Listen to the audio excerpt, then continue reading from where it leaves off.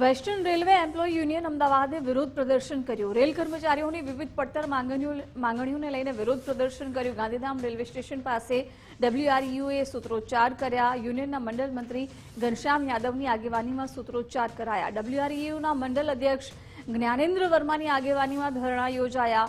ડબ્લ્યુઆરયુના સંયુક્ત મંડળ મંત્રી સંજયભાઈ સૂર્યવંશીએ પણ સૂત્રોચ્ચાર કર્યા।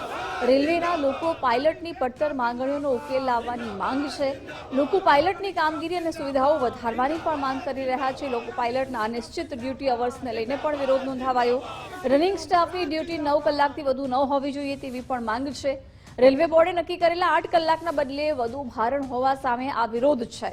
ડીપી ત્રિપાઠી સમિતિની ભલામણોને અનુસરવા માટે રેલવેને અનુરોધ છે। 36 કલાકની અંદર રનિંગ સ્ટાફને હેડક્વાર્ટર પરત મોકલવાની માંગ। રનિંગ સ્ટાફને 72 કલાક હેડક્વાર્ટરની બહાર રાખવાનું બંધ કરવામાં આવે। વેસ્ટર્ન રેલવે અમદાવાદ ડિવિઝનના કર્મચારીઓ વિરોધ પ્રદર્શન કરશે। આગામી દિવસોમાં પણ વિરોધ પ્રદર્શન વધુ ઉગ્ર બનશે। આગામી 20 નવેમ્બર સુધી વિવિધ રેલવે સ્ટેશનો પર વિરોધ નોંધાવવામાં આવશે। 11 નવેમ્બરથી આ ધરણા અને વિરોધ પ્રદર્શન શરૂ થયા છે। પશ્ચિમ રેલવે અમદાવાદ ડિવિઝનના વિવિધ સેન્ટરો પર પણ વિરોધ નોંધાવાશે।